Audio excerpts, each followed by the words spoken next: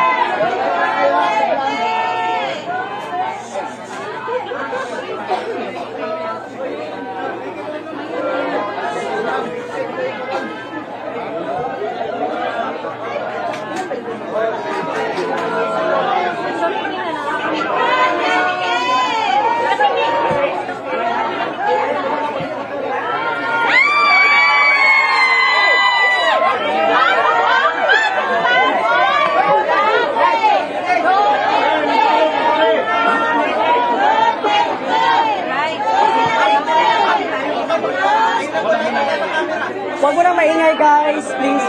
Naka-roll na kayo lahat. Roll na. Hindi na kami ang maingay, right? Hindi kami ang maingay. Sana ka lang yung Okay. mag-interview sana.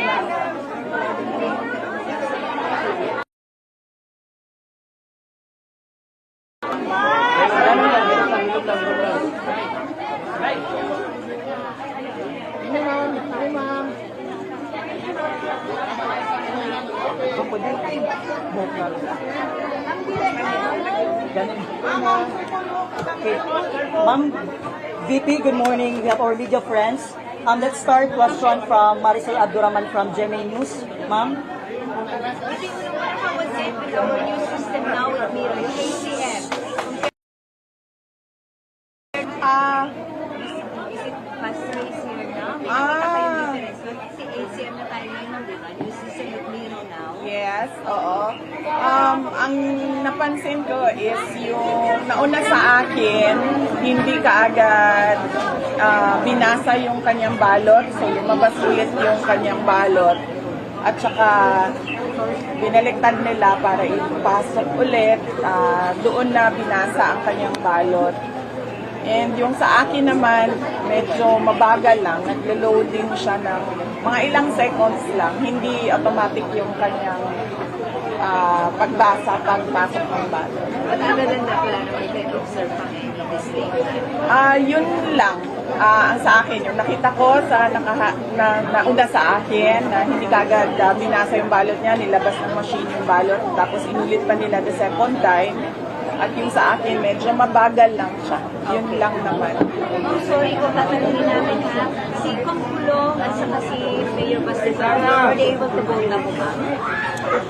Oo, hindi ko alam kung nakaboto na sila kasi hindi ko alam kung saan ang school na voting precinct ni Mayor Baste. Pero si Congressman Pulong Duterte, ang kanyang voting precinct ay sa Catalunan Grande. Okay. Ma'am, as a lawyer, paano po ito? Should Mayor Arduin again as mayor?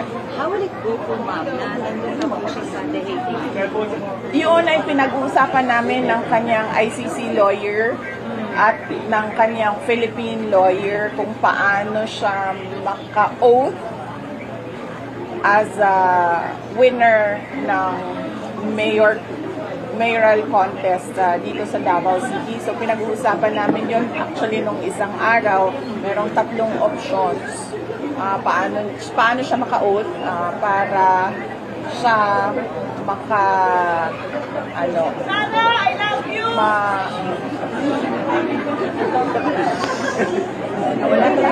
Wala na. So, ano yan, diba? Election, and then proclamation, and then oath. Ako. So, sabi ng lawyer doon sa ICC, once we get the proclamation papers, pag-uusapan namin ulit kung paano makapag-oath si dating Pangulong Rodrigo Duterte. We have until the day after proclamation, until noon of June of noon of June 30 para siya maka-oath. So, sorry for asking, pero are we seeing the scenario of having an absentee mayor? Well, definitely, yes. Oo. Wala talaga siya dito. So, ang expectation namin ay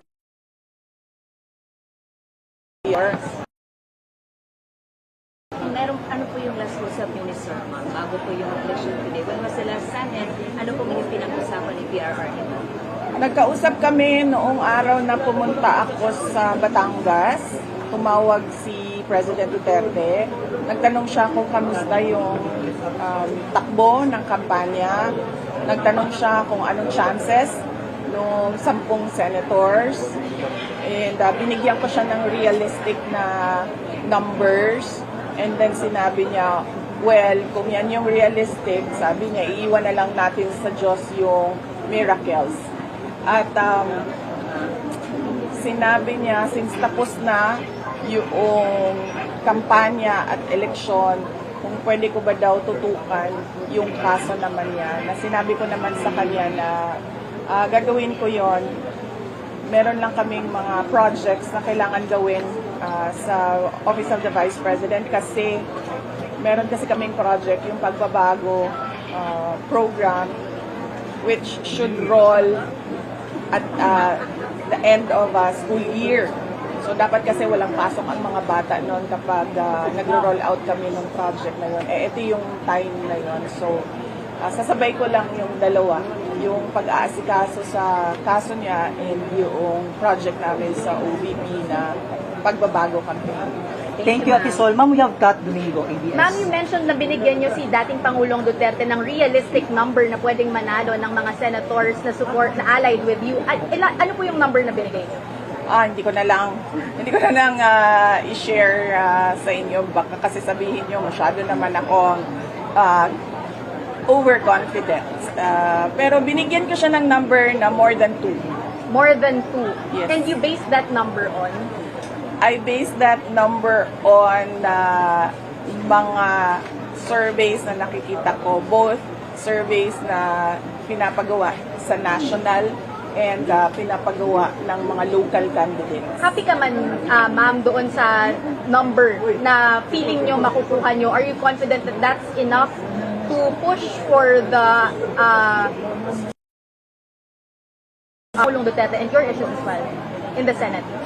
Well, hindi ko naman siya tiningnan na gano'n eh. Hindi ko naman siya tiningnan na nangampanya ako para sa mga issues ko or sa issues ni dating Pangulong Duterte. Dahil nasabi ko na nga na yung impeachment naman, kahit anong mangyari dyan, guilty or acquittal, handa na ako sa kung anong mangyayari. Tiningnan ko siya as one group of individuals, hopefully soon to be senators, who can continue to push for yung sinasabi nating tunay na pagbabago na nasimulan ni Pangulong Duterte. Na yun din yung platform noong 2022 but apparently hindi natin nakikita ngayon. So, we want to push for that. Unity and continuity. Ma'am, last from my end, nagkaroon po kayo ng Mother's Day dinner last night with your family. May we know some salient points, key discussions tungkol sa perhaps national issues or other issues na kinakaharap ng pamilya niyo during that meeting yesterday with the family? Oo. Wala kaming diniscuss na national issues. Nakita kami pero short time lang siya nandoon sa bahay ng mama ko dahil may celebration silang pamilya, sarili nila with his wife. So nagkausap lang kami, in-endorse lang niya sa akin kung ano yung nangyari sa The Hague nung nandoon siya. At sinabi din niya na in-endorse na rin niya sa uncle namin na pupunta doon ngayon para siya na naman yung bibisita kay dating Pangulong Duterte kung ano yung mga nagbago na mga sistema since noong nandoon ako last time. Yun lang ang napag-usapan namin, ang detention lang ni dating Pangulong Duterte. At hindi kami nagkita ni Mayor Baste Duterte dahil umuwi akong maaga dahil sa sobrang init ng panahon kahapon ay hindi ko na kaya yung nagpahinga na ako. Sobrang init. Ma'am, we have Attorney Karen Jimeno, Billionario. Attorney Karen.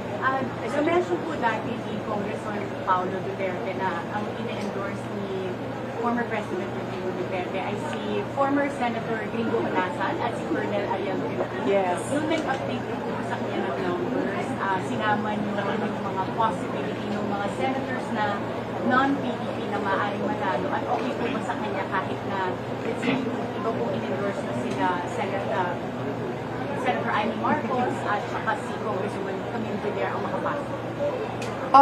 Hindi. Hindi ko nabanggit. Hindi ko binanggit sa kanya yung extra na dalawang senators na kinakampanya ko. At ang pagkakaintindi ko, ang ginawa ng PDP is dalawa yung slate nila na full 12. Yung isang slate is with Gringo Honasan and Ariel Quirino. Tapos yung isang slate naman is Camille Villar and Amy Marcos. But I understand, kagabi, nag-desisyon na ang PDP na ang dadalhin nila as guest candidates is Amy Marcos and Camille Villar. I don't know kung medyo too late na siya, but hopefully matanggap pa rin ng mga kababayan natin ang balita ngayon at boboto sila with two additional guest candidates, Marcos and Villar. Ma'am, we have Maya Padilla of EDGE Davao. Good morning, Ricky. VP, after this election, I'm just curious if you have plans to, meron na ka bang plano na mga tigpista pag-issue or Yung 2028. But, yes, hindi ko lang alam kung hahabulon kasi makakahabol yung procurement namin for this time. Pero yun yung plano. The plan is roll out the pagbabago campaign since ang target nun is walang pasok ang mga bata kapag kami nangangampanya noong edukasyon. Pangalawa is the pasasalamat program ng Office of the Vice President. Yearly na pasasalamat namin yon. It happens in June. And then the other one is our LGBTQ celebration. Sa June din nangyayari yon. At yung pang-apat is yung Independence Day celebration with Filipino community in another country. Pinag-uusapan pa kasi namin ngayon kung paano gagawin yon. Sa June 12 yon at sa ibang bansa yon. At yung isa pa pala is yung May 31 na binubuo namin na gathering sa The Hague. Ito yung ICC Send Him Home na rally namin sa May 31. Ma'am, birthday niyo po, ma'am? Yes, oo. Kasi nandoon na rin ako. Kasi pinromise ko sa mga magulang ko na mag-birthday ako na nandyan silang dalawa. So pupunta kami ng mother ko para mag-celebrate with former President Duterte. And then pagkatapos namin pumasok doon sa loob, I can do a gathering, a discussion, a forum with mga kababayan nating OFW doon sa The Hague. So yun. So that's 1, 2, 3, 4, 5 more. Yes. Okay, thank you. Ma'am, we have Ang Lance. impeachment, iniiwan ko na yan sa mga abogado. Ina-update lang nila ako sa mga challenges na na-encounter nila sa kanilang paghahanda. And as much as kaya ko, tinutulungan ko sila at sinasagot ko yung mga tanong nila. At I point them to the right direction kung saan kukunin yung mga documents for preparations para sa impeachment trial. Ma'am, good morning, VP. Clarification lang po doon sa, balikan ko lang yung pag-adopt formally ng PBB kay na Senator Marcos and kay Representative Villar. Did they have a consultation with you before they made a decision, or it was really a party decision to have it decided 2 days before the midterm race? They did not consult with me because I am not a member of PDP. They decided it on their own. Okay. But the former president, he doesn't have an idea po, no, about this pa. About Senator Marcos and Representative Villar being guest candidates for PP. Well, I do not know because the lawyers who visit him every day, every morning, they give him updates as well with what is happening in the campaign and what will happen in the elections. So likely, one of these days, he'll know because the lawyers prepare a brief for him every day and they visit him every morning. SMNI, go ahead. VP, naniniwala po ba kayo na malaki ang papel ng halalang ito para sa inyong fate and destiny na sinasabi po ni Tatay Digong?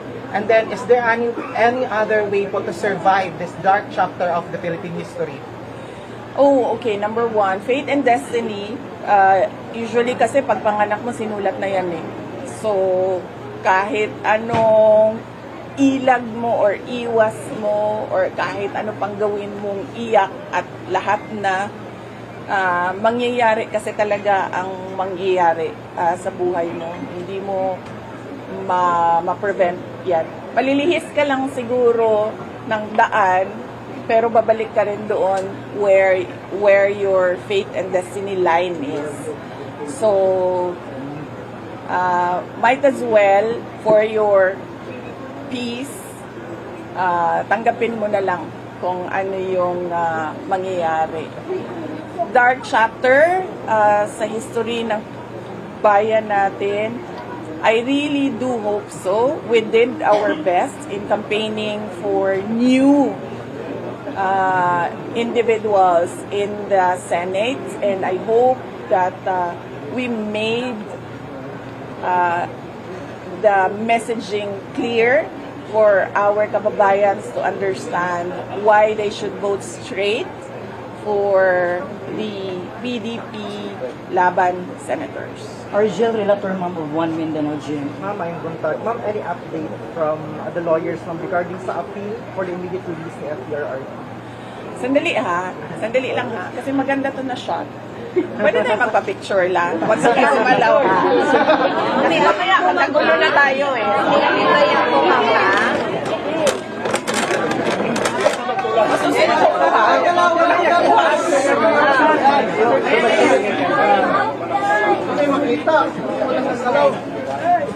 Wala, wag na gamalaw kasi maganda na yung pwesto.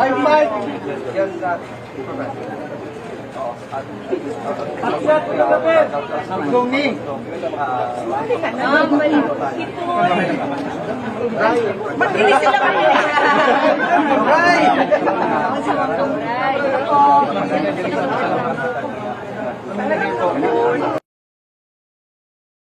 Ano na lang. Right, picture mo na lang. Ayun, Selfie share daw na si lang ma'am. sa mobile Sige po. ha, sa tanan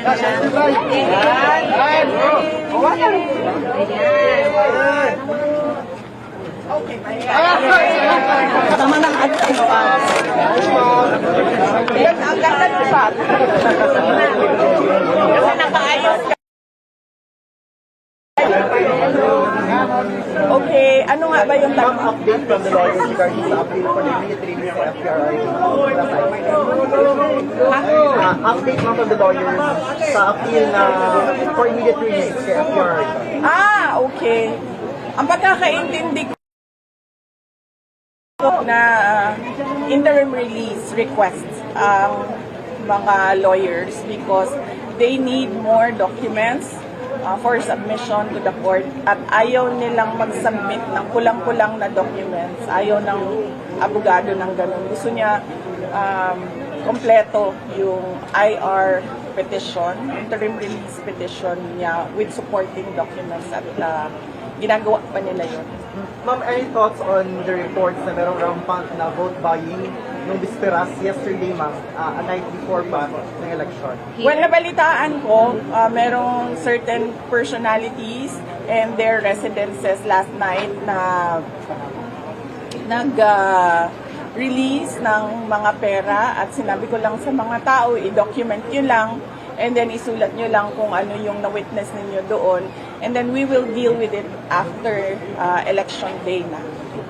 Kay Kat, Ma'am, hi. Davao Today. Ma'am, whatever the outcome of local elections, what would be your reminders sa mga supporters niyo? Ang paalala ko lang naman nung nakaraan hanggang ngayon at sa susunod na halalan, unang-una sabi ko nga, yung mga pagkakamali natin as voters, paulit-ulit yun every election. Pumipili tayo kung sino yung sikat, kung sino yung napapatawa tayo, kung sino yung sumasayaw, kumakanta, na-entertain tayo. Hindi na natin tinatanong sa kanila kung ano ba yung mga pangako nila na tinupad nila, na sinabi nila gagawin nila para sa bayan. Pangalawa, political dynasties. Automatic yung boto natin kapag galing sa malaking politika na pamilya. So, dapat baguhin natin yon. Tinatanong dapat natin ang kandidato, yes, you are a Duterte, but ano ba ang abilidad mo, ano ba ang kapasidad mo? Hindi na ako dito na lang sa akin personal ang halimbawa. Pangatlo, ano nga ba yung pangatlo? Paulit-ulit yun, hindi ko pa rin memorize hanggang ngayon. Yes. The vote buying na sinasabi ko na dahil pagod na tayo sa mga politiko na paulit-ulit na lang ang sinasabi pero wala naman tayong nakikitang pagbabago. Ang ginagawa natin, sinishortcut natin kung kanino ako nakatanggap ng 200, ng 300, apparently kahapon 500 ang bigayan, o kanino ako nakatanggap ng 500, ayun na lang iboboto ko, pare-pareho naman sila lang sinasabi. Wala namang mangyayari after elections. So, yun yung mga paalala na kailangan pag-isipan ng mabuti ng mga kababayan natin at kailangan magkaisa tayo, magkaintindihan tayo na baguhin natin yung maling ugali na ito. Ma'am, by my Benedicto of Radyo Pilipinas. Why are you wearing black? Because these are dark times. These are dark times for the country. Hindi talaga nakakatuwa yung nangyayari sa bayan natin. We would expect na kung merong continuity, ibig sabihin merong continuity ng big merong continuity ng build projects, but apparently we don't see that at all. As an example na lang, wag na tayong lumayo. Meron tayong big ticket projects sa Davao City, di ba? Tulad ng high priority bus system that is going nowhere. Na dapat sana ay nagawa na ngayon para nakikita na ng mga kapitbahay natin dito sa Mindanao na pwede naman palang merong maganda, malinis at mabilis na transport system para for goods and people. So hindi natin nakikita yon. Pero ang pangako noon ay itutuloy yan. Kaya sinasabi ko, time is up. Hindi na pwedeng tatahimik na lang. Dapat meron na talagang magsabi na hindi nagagawa ng administrasyon kung ano yung karapat-dapat para sa bayan. Ma'am Gav Rappler, go ahead, sir. Ma'am, ayong bulkan po. Ma'am, nakaboto po ba si FDRC po? At kung hindi po siya nakaboto sa dahil, ano daw po explanation? Kasi pwede po siyang bumoto. Hindi siya pwedeng bumoto kasi hindi naman siya nakaregister sa absentee voting. And then, ang pagkakaintindi ko, sinubukan ng lawyers niya na magpaalam sa COMELEC na kung pwede bumoto si dating Pangulong Duterte outside of the absentee voting law. Kasi yun lang yung paraan na pwede siyang magboto but hindi siya nakaregister doon. So, ang pagkakaintindi ko, wala siya. Unfortunately, hindi niya na-exercise yung right to vote niya this time. And I'm sure he is sad about that. Just a follow-up po, nag-file na po ating kampo po sa jurisdiction naman po, question po natin ang jurisdiction ng ICC. Confident po ba tayo doon at may update po ba ang ICC lawyers natin? That is something that the lawyers should answer, yung confidence level nila doon sa kanilang arguments and sa sinubmit nila sa korte. Pero kung ako as an individual, I would say yes, and I hope the judges will listen dahil ito na rin yung posisyon natin as a country. Ito na yon. Sinubmit na natin itong argument na ito noon when we appealed to the ICC. Pero hindi nila tinake up at hindi nila pinansin. Kaya kung makita ninyo doon sa decision, merong mga dissenting opinion doon. At yung sinight nila na experts, yun din yung expert na kinuha namin to argue jurisdiction this time.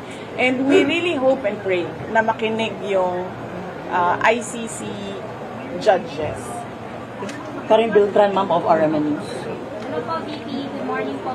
Ang dami po sa mga supporters na namamalagi sa labas ng bahay ni FPRRD. Ano po masasabi natin sa kanila? In the recent po, VP, may nagsabi po galing sa PNP na fake news daw po yung sinasabing pag-raid.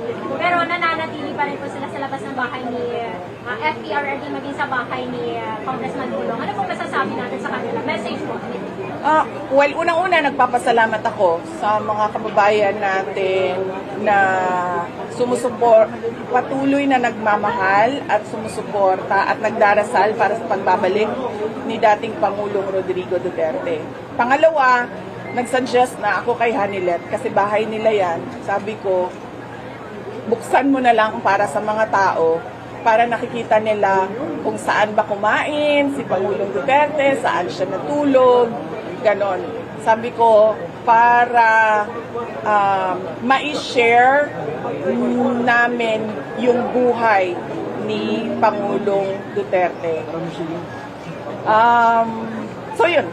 Nagpapasalamat ako at sinabi ko na buksan na sa mga tao para nakikita nila, pwede silang pumunta doon, pumasok doon, dito siya natulog, dito yung CR niya, dito siya kumain, para dahil wala na siya dito sa atin, makita man lang ng mga tao the way he lived his life dito sa Davao City. Pumayag man o namin. Hindi pa siya, busy pa kasi siya sa dami-dami na medyo nadiskaril kasi yung pagnenegosyo niya at lahat-lahat na dahil sa mga pangyayari. But I'm sure papayag yan kasi ano din sa kanya, special din sa kanya yung bahay na yan kasi yun nga, before pa man kinuha, dinukot, kinidnap si dating Pangulong Duterte, ay bumibisita na yung mga tao dyan. Pero sa labas lang sila at standy lang yung nakasama nila. I suggested kay Hanilet na buksan na lang para sa mga tao. Ma'am Giselle Umbay of GMA News Online. Yan yung tanong. Hindi ba kasi si Giselle Umbay pa? GMA News Online. Saglit na ma'am, punas mo na si Bibi kasi may pause. Ma'am, sinabi po ni Attorney Carlo Nograles na madami daw pong legal questions kapag nanalo si former President Rodrigo Duterte at absent-leader siya. Ano po bang possible repercussions? Wala namang legal questions dyan dahil covered yan ng batas natin covered yan ng local government code. Kapag wala ang mayor, automatic ang vice mayor ang nagiging acting mayor. So, walang butas sa batas dyan. Klaro ang ating local government code. Kay Ma'am Ruth, go ahead ma'am. VP, maayo po ito. Si Kitty nakitaan ng potential na papasok niya sa public service. So, VP. Alam nyo, may time pa ba kayo? Marami kami time po. Marami kami time. Ako wala actually. Pero iniimbitahan ko kayo kasi yung isang barangay captain nag-imbita ng breakfast doon sa Golden Lechon, ila Camp Almirante. Kami lahat dito. Almirante, ha? Kami lahat. Kaya ni Cap yan. May-ari ng lechonan yun, so kaya niya yan. Sa Chavez. Una kong nakita yung potential ni Kitty doon sa The Hague. Kasi nung sabay kami na lumabas, galing sa detention center, ay sinabi ko sa kanya, sumama ka sa akin. And surprisingly, sa edad niya, which is 21 years old, usually yung mga ganyan na bata, they would say, oh, no, diba? Ayoko. She didn't say anything. Naglakad lang siya diretso by my side. Doon ko nakita na parang merong self-confidence. Meron siyang self-confidence. Tapos, noong question and answer na, tinutulak ko yung likod niya eh. Pinaprompt ko siya na sumagot. And nakita ko sa pamamaraan niya na sumagot, marunong siya. Alam niya kung ano yung wag sabihin, alam niya kung ano yung dapat sabihin, at alam niya paano niya i-craft yung answers niya. Natural sa kanya at 21 years old. Na nakita ko yung wala sa akin noong 21 years old ako. Na-recognize ko kaagad kasi it took me years talaga to accept my fate. Kaya meron siyang resistance sa akin noon. Kasi unang-una gusto ko din talaga magdoktor, naging abogado ako, gusto ko mag-judge, naging mayor ako. So, merong resistance sa akin noon. But sa kanya, tanggap niya kaagad, diretsyo, na ito yung likely na magiging buhay ko. I will become a public person. Not necessarily a government official siguro, but alam niya na meron siyang public na persona. So, I'm happy na ganon. Kasi kung makita ninyo sa akin, lalo na yung mga tiga Davao City, ang tagal ko nag-develop from 2007 to 2019 to 2022 hanggang ngayon. I was always a work in progress sa aking pagtanggap, sa aking role sa ating bayan. But siya, automatic yun sa kanya.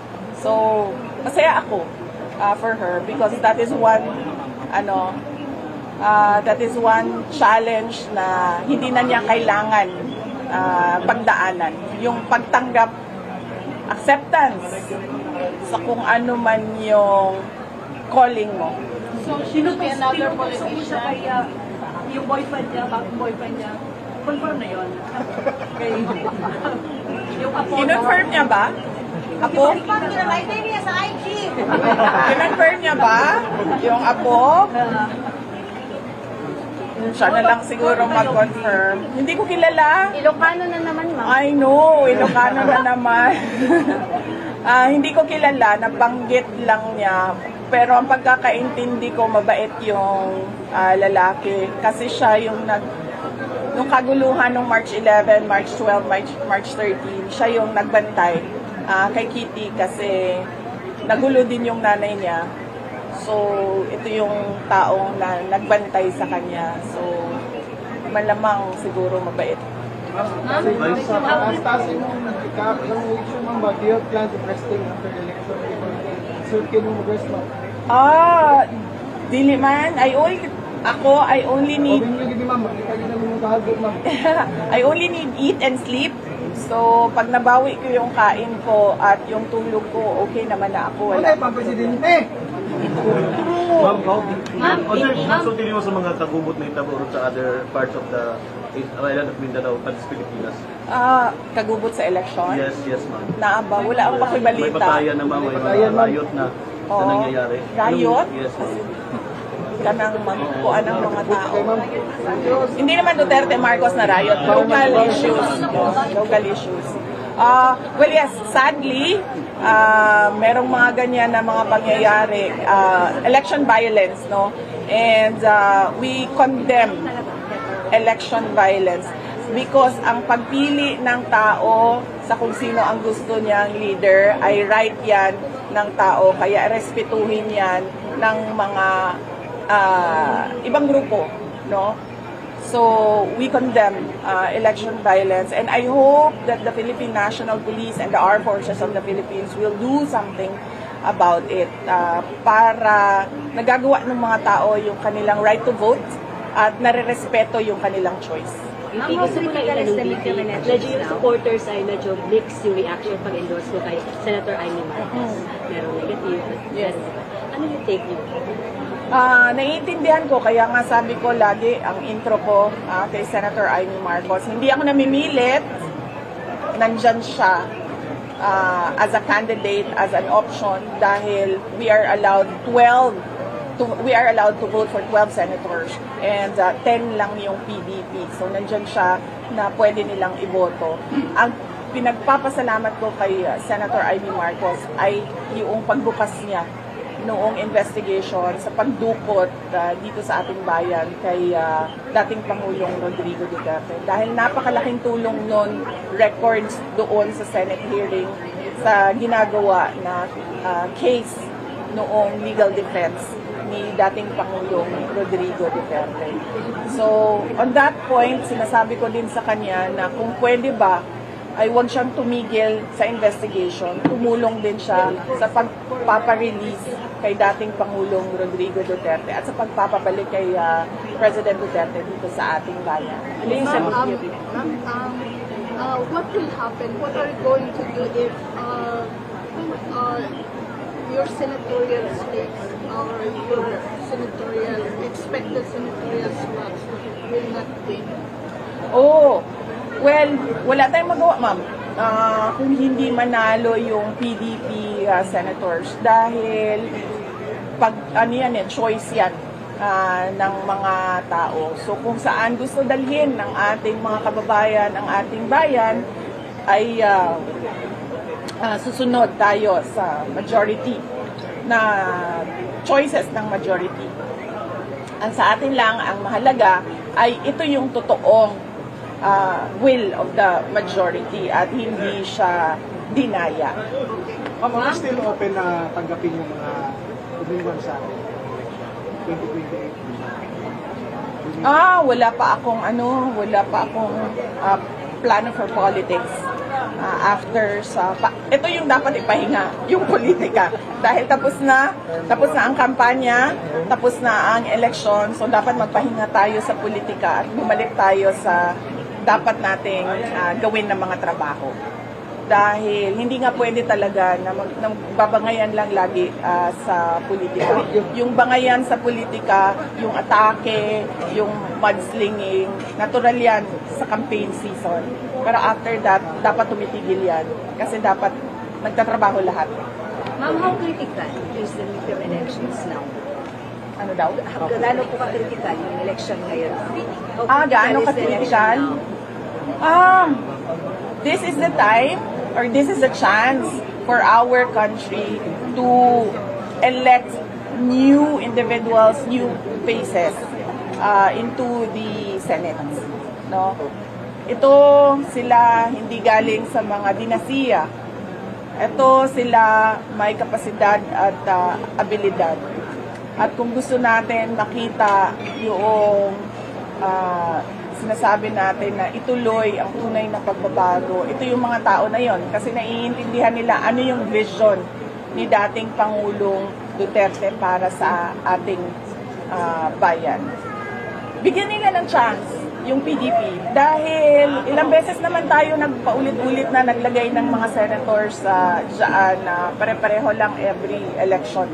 So bigyan nila ng 6 years yung PDP majority sa kanila. And then, let's see. Anyway, after 6 years, pwede naman nila tanggalin lahat yan kasi 6-year term lang naman itong mga senators. Alright. Thank you, ma'am. Depende sa inyo. May questions pa po? Meron pa. Okay, kasi mga go, Ma'am Jean. Sige, go, Ma'am Jean. Go, Ma'am Jean. Vicky, tanong ng mga tao sa live stream natin, sabi nila, hindi pa daw kayo nadala for endorsing Senator Amy. What's your comment? Ang sinasabi ko dyan lagi ay si Senator Amy is not BBM, just like Rodrigo Duterte is not Sara Duterte. Merong mga pareho sila ng apelido, and I'm sure sa DNA nila merong pareho sa kanila ng mga pag-uugali. Pero pagdating sa trabaho kasi, magkaiba talaga sila. Magaling at very particular and meticulous si Senator Amy sa kanyang trabaho, which we do not see kay BBM. Ma'am, you're speaking against political dynasty, but you also came from political Yes, ma'am, precisely. That's why ako yung may may pinaka malaki at solid ang credibilidad to speak about political dynasties because I come from a political dynasty. So wala nang mas matindi pang expert sa political dynasty. Ako yon. So are you saying that are you campaigning against yourself? Because you also, how do you justify? No, I am campaigning about us selecting people automatically based on their family affiliation. We should ask the person first. Okay, Duterte ka. Ano ba ang abilidad mo? Ano ba ang kapasidad mo? Okay, Marcos ka. Ano ba ang abilidad mo? Ano ba ang kapasidad mo? Hindi automatic yon na parang tipong pag-anak, asawa, kapatid, pamangkin, automatic na. Absent a law, that is the most that we can do as voters. Question the capacity and the competence of the candidate. Ang next question mo is, suportahan ko ba ang batas ng anti-political dynasty? Yes, ma'am. Bibigyan nila ako ng pagkakataon na sumulat, ako yung susulat. Ako yung pinakamagaling sa political dynasty. Ma'am, ilang limit ang bibigay mo for political dynasty? How many members? Hindi ko pa sinusulat. Pero pag bigyan ninyo ako ng chance na sumulat, ako susulat niya. Ma'am, inopen niyo sa... Ito si Ronald Cardema, hindi man lang nag-consult sa akin paano isulat yung articles of impeachment. Tuloy, ewan ko. Maganda kapag kasulat niya. Hindi pa na-file, ma'am, kasi holiday today. Tuesday, I think, or tomorrow he will be filing it. Ma'am, ano po? Kung tinanong niya ako, di ako sumulat niyan. Mas maganda yan pagkasulat. Will you support, ma'am? Kompleto yan. Will you support yung I don't have a vote in the House of Representatives so... Ma'am, But your you think family... of that, ma'am? Yung pag-file po niya ng impeachment against the president. Well, yun siguro ang damdamin ng Duterte Youth at yun yung consensus ng members ng Duterte Youth party list. So malamang kaya nila ginawa kasi nga yun yung gusto ng majority ng kanilang party list. And we can only watch and maybe support him. But impeachment. So hindi ko alam gaano siya kaganda pagkasulat. At gaano kaganda yung supporting documents para sa evidence. Ma'am, how does your family feel about your stance on political dynasty? Quiet sila. Hindi nila quiet sila. Hindi walang nagte-take up ng lahat kasi ang pinag-uusapan is yung detention ni PRD sa Hague. So walang nag-bring up ng politics sa bahay. Hindi sila na-offend na parang you're not actually actively campaigning for them? Oh, I did campaign for them. Hinabol ko yung rally nila dito, yung meeting de avance nila dito from Batangas to dito. Kaso sobrang lakas daw ng ulan, na shorten yung rally nila. So hindi ko siya inabutan. And I made sure to record videos endorsing them. Nag-endorso ako sa kanila. Ma'am, do you worry about the condition now of the president at the Hague? Or if there's something that you worry about him, ano po yun? Ang worry ko, ma'am, ay baka ma-slide. Kasi walang assistant sa loob ng kwarto eh. So, yun yung worry namin. Baka ma-slide sa banyo, which is common sa mga elderly, na nasa slide sa banyo, sa kwarto. Yun yung worry ko. Wala naman akong worry sa mga gamot niya kasi may nurse. So, ina-assist siya sa pag-inom ng kanyang mga kinakailangan na gamot. Wala din kami problema sa food kasi minomonitor yung intake niya ng mga lawyers, ng mga doctors. Ang problema lang talaga namin ay yung mga kapag gumalaw siya, wala siyang assistant. But naiintindihan ko din na pinipilit siya ng doctors niya to be independent kasi gusto ng doctors niya na gumalaw siya at gamitin yung muscles niya. Okay, ma'am, last question tayo, ma'am. Yes. Please. DP, Okay, go on. I know, hello Silingan, taga Bangkalbaya ko. Anyway, ma'am, I know it's quite premature, but what is your birthday message this coming May 31? Wait lang. Hindi ko pa sa lahat ng bagay yan ang hindi ko na pag-isipan. Yes po. Birthday wish. Birthday wish. This May 30 man po. Birthday wish na lang, ma'am. Wala, hirap ng tanong.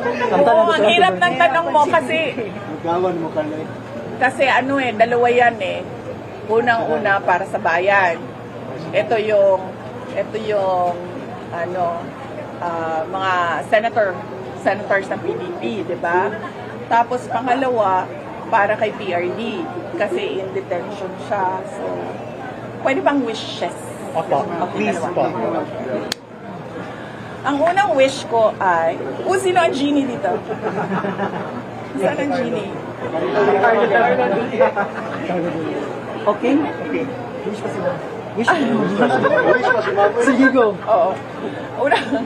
Unang wish ko ay sana manalo diretso ang pero after the fact naman ito ng election, so pwede pa ba ito by May 31? I hope. Advance na lang po. Sige lang, ma'am.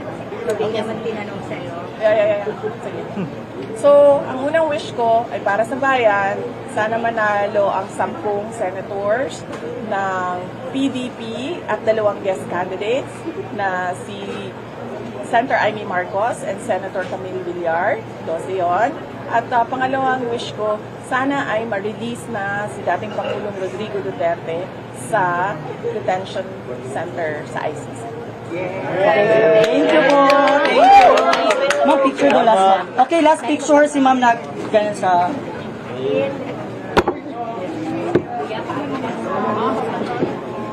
Ayan, John. Ma'am, direct, please.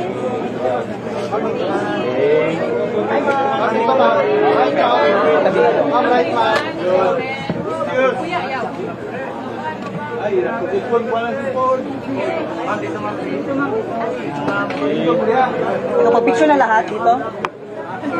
Paano yan?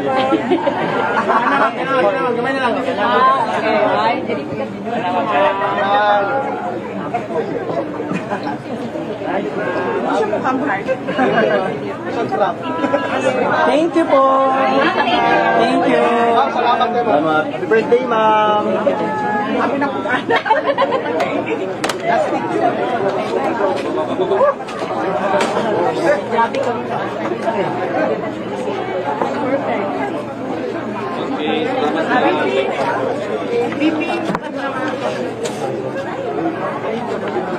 Thank you guys. Thank you po. Thank you. Thank you po. Thank you, ma'am. Thank you po.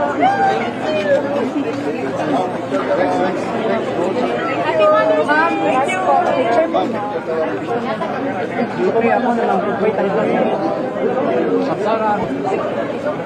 Unique naman pants ni